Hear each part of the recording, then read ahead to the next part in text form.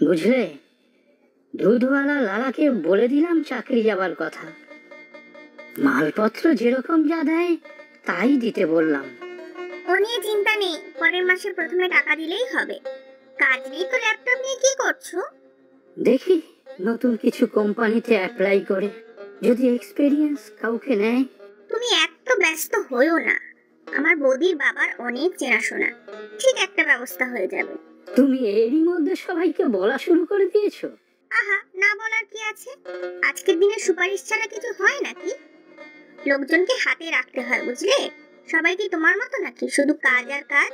কি করবো বলো, সারা জীবনই তো শুধু কাজ করতেই শিখেছি, তেল মাখানো আর লাগানো শিখলাম আর কখন? এই জন্যই তো তোমার এই অবস্থা। কখন পাশের ঘরে পড়াশোনা করছে, একটু গিয়ে দেখো, সামনেই পরীক্ষা, কি করবে কে জানে।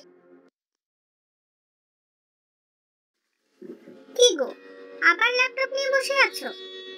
দেখো কি কাণ্ড, দুধওয়ালা আজ দুধ দিয়ে যায়নি, কি হলো কে জানে। এরকম তো করে না কখনো। খোকনকে যে কি দেবো আজকে, কাল একটু বেশি করে দুধ নেব। দেখো কাল আসে কিনা। শুনেছ তো আমার চাকরি নেই। হ্যাঁ, ওই লালার দোকানের ছেলেটা এসেছিল, বাকি আর দেবে না বলেছে। আর গত 3-4 দিন যা বাকি আছে তাও দিয়ে দিতে বলল। কি বলছো? এত বছর ধরে লালার থেকে মুদির মাল নেই, সে বলছে মাসকাবারি দেবে না? আশ্চর্য। আরে বাবা, আশ্চর্যের কি আছে? চাকরি নেই শুনলে কেই বা রেয়াত করবে? কি করবে তাহলে? আরে বাবা, কিছু জমানো টাকা আছে তো, দিন 15-20 চলে যাবে। আচ্ছা দাঁড়াও, ভাইকে একবার ফোন করি, যদি কিছু সাহায্য পাই। কিচ্ছুটি পাবে না, আমি সকালেই তোমার ভাইকে ফোন করেছিলাম। কি বললো ভাই? তোমার ভাই তো কি আবার বলবে, সব শুনে বলল শহরেও লকডাউন, ব্যবসা সব বন্ধ, তার উপরে দোকান ভাড়া, ঘর ভাড়া, সংসার খরচ। আর হ্যাঁ, এটাও বললো আমরা না হয় পৈতৃক বাড়িতে থাকি, ঘর ভাড়া তো দিতে হয় না, সাহায্য করার মতো অবস্থায় নেই। সে কি? হ্যাঁ, লকডাউন তো জানি, কিন্তু ওর তো ওষুধের দোকান, তা তো বন্ধ নয়। শুনেছি ওষুধের ব্যবসা এই সময় আরো ফুলে ফেপে উঠছে। ঠিক জানি, তোমার ভাই করবে সাহায্য, আরো কারি কারি টাকা খরচা করে ইলিশ মাছ খাওয়াবে। দেখি দিদির কাছে যাই একবার। ও মা, রামু, আজ আবার কি দিতে এলি রে? আগের দিন ইলিশ মাছটা খুব ভালো খেলাম, তোর জামাইবাবু তো একাই 3-4 পিস খেয়ে নিল। আয় আয়, ভেতরে আয়, বস। আজ আর কিছু নিয়ে আসিনি রে, অন্য কারণে এসেছি। আচ্ছা, তাই বুঝি? আগে তো বস, আমি চা নিয়ে আসছি। না না, বসবো না রে।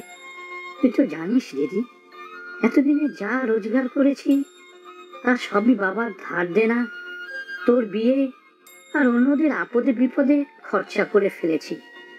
সে তো জানি রে ভাই, বড় ছেলে বলে কথা, সেটা তো করতেই হতো। বাবা মারা যাওয়ার পর আমাদের ভাই বোনদের আশ্রয় বলতে তো শুধু তুই ছিলি। এখন না হয় তোর জামাইবাবুর রোজগার ভালোই, না হলে প্রতি মাসে তো তোর কাছ থেকেই হাত পাততে হতো। আমার আর চাকরি নেই দিদি, ছাঁটাই করে দিয়েছে, তাই ভাবলাম তোর কাছে যাই, যদি কিছু সাহায্য পাই। চাকরি নেই মানে? এই বয়সে কোন আক্কেলে চাকরিটা খোয়ালি শুনি? এখন কে খাওয়াবে তোকে? 2 হাতে পয়সা খরচ করতিস, ফুটানি মারার সময় মনে ছিল না? রোজ রোজ মাংস, ইলিশ। এখন আমি আর কি করব? সাহায্য করেছি শুনলে তোর জামাইবাবু কি মনে করবে বলতো?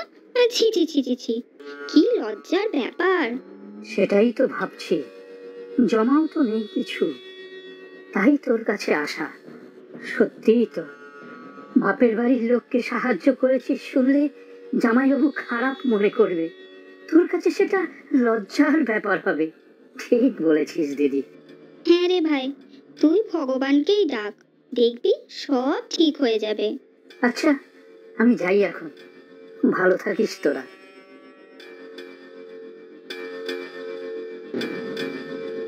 জানতাম দিদি এটাই করবে।